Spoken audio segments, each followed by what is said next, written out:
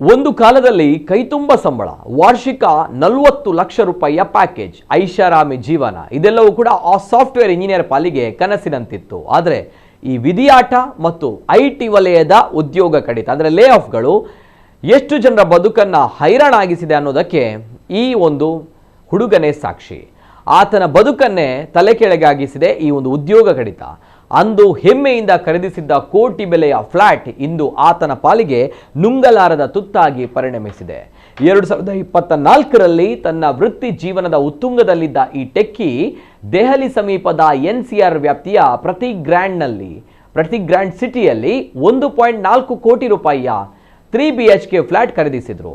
ಆಗ ತಿಂಗಳಿಗೆ ಬರ್ತಾ ಇದ್ದ ಲಕ್ಷಾಂತರ ರೂಪಾಯಿ ಸಂಬಳದ ಮುಂದೆ 95,000 ರೂಪಾಯಿ EMI ದೊಡ್ಡದಾಗಿ ಕಂಡಿರಲಿಲ್ಲ. ಆದರೆ ಹಠಾತ್ತಾಗಿ ಕೆಲಸ ಕಳೆದುಕೊಂಡ ಮೇಲೆ ಕಳೆದ 3 ತಿಂಗಳಿನಿಂದ ಅವರ ಬದುಕು ಬೀದಿಗೆ ಬಂದಿದೆ. ಸಂಬಳ ನಿಂತರೂ ಕೂಡ ಬ್ಯಾಂಕ್ನ ಸಾಲದ ಕಂತು ಮಾತ್ರ ನಿಲ್ತಾ ಇಲ್ಲ. ಮನೆ ಹರಾಜಾಗುವುದನ್ನು ತಪ್ಪಿಸಲು ಮತ್ತು ಸಾಲದ ಕಂತು ಪಾವತಿಸಲು ಬೇರೆ ದಾರಿ ಕಾಣದ ಈ ಮಾಜಿ ಟೆಕ್ಕಿ ಈಗ ಅನಿವಾರ್ಯವಾಗಿ ರ್ಯಾಪಿಡೋ ಬೈಕ್ ಟ್ಯಾಕ್ಸಿ ಚಾಲಕನಾಗಿ ರಸ್ತೆಗಿಳಿದಿದ್ದಾರೆ.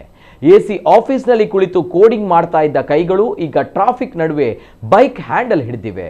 ಪ್ರತಿ ಟ್ರಿಪ್ನಿಂದ ಬರುವ 10-20 ರೂಪಾಯಿಗಳನ್ನು ಒಟ್ಟುಗೂಡಿಸಿ ಮಾಸಿಕ 95,000 ಕಂತು ಕಟ್ಟಲು ಅವರು ಸಾಹಸ ಪಡ್ತಾ ಇದ್ದಾರೆ. ಒಂದು ಕಾಲದಲ್ಲಿ ಆ ಫ್ಲಾಟ್ ಖರೀದಿಸಿದಾಗ ಅವರು ಬಹಳ ಉತ್ಸಾಹದಲ್ಲಿದ್ದರು.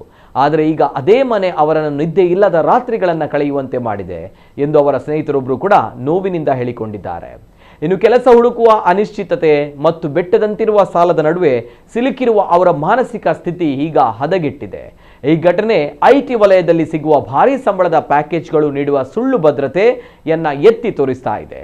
ವಾರ್ಷಿಕ ಲಕ್ಷಾಂತರ ರೂಪಾಯಿ ಗಳಿಸಿದ್ರು ಒಂದು ತಿಂಗಳ ಆದಾಯ ನಿಂತರೆ ಮಧ್ಯಮ ವರ್ಗದ ಕುಟುಂಬಗಳ ಆರ್ಥಿಕ ಸ್ಥಿತಿ ಹೇಗೆ ಕುಸಿಯಬಹುದು ಎಂಬುದಕ್ಕೆ ಈ ಟೆಕ್ಕಿಯ ಕಥೆಯೇ ಸಾಕ್ಷಿ.